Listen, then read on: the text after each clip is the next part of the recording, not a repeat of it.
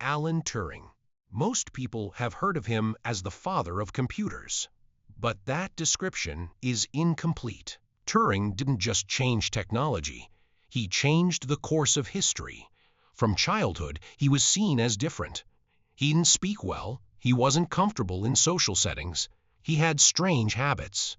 People found him odd, but he didn't immerse himself in people, he immersed himself in thoughts.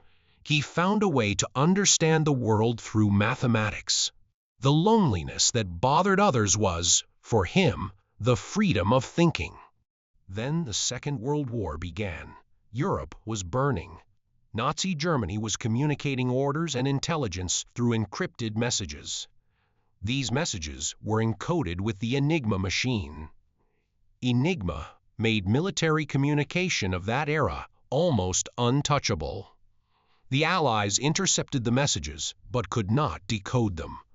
Because they could not be solved, convoys sank, cities were bombed, fronts were lost. Every extra day meant more death. Most military experts said, "This code cannot be broken." This is where Turing came in. He was called to Bletchley Park, a secret center in England. The question on the table was simple but ruthless. If this code is not broken, we may lose the war. Turing did not see it as just a mathematical problem, but as a matter of existence. He did not think in the usual ways.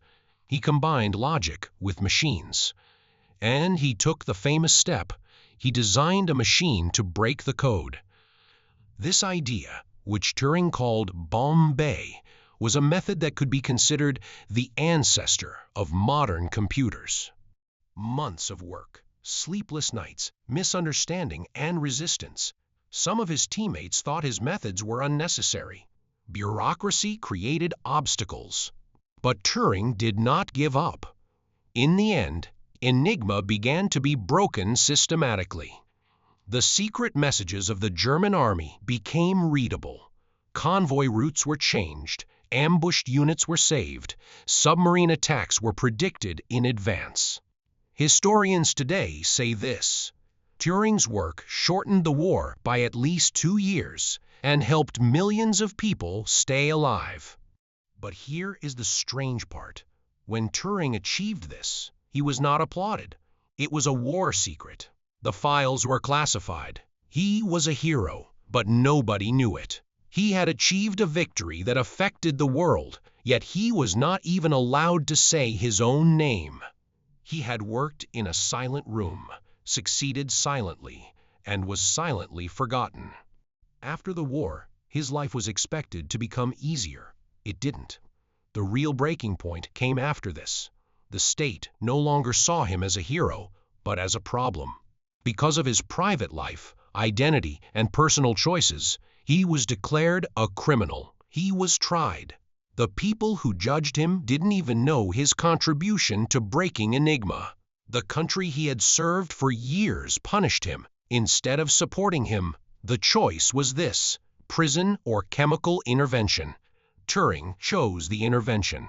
His body changed. Hormone treatment narrowed his spirit. His mind was put under pressure. Here is the harshest point of irony. The man who shortened the war had his own life shortened by the decisions of his own country.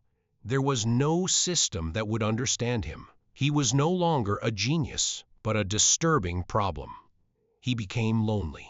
He withdrew into himself. At the moment he most needed the freedom of thought, the heaviest price was demanded from him. And one day, this story ended in a quiet room. The official apologies, pardons, and praises that came afterward, all were late. Delayed recognition had arrived too late to ever reach him. Turing is easy to describe only as the inventor of computers, but that is incomplete. His story asks this question: a person may save the world with their intelligence, but is that enough for their life to be valued?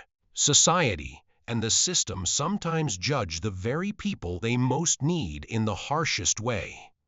What Turing experienced was exactly this: the sharp exchange between intelligence and cost. Remembering Turing is not just recalling a name in history.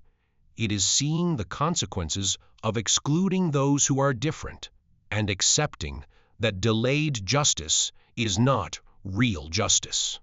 It is not forgetting that behind world-changing ideas, there can be a fragile and lonely human being. You may silence thought, but you cannot stop the world that thought has already changed. If this story made something resonate in you, you can like the video and subscribe to the channel, because here, we are not just telling success stories, we are looking at the real face of intelligence that has paid a price. In the next video, we will meet again in another story of rupture.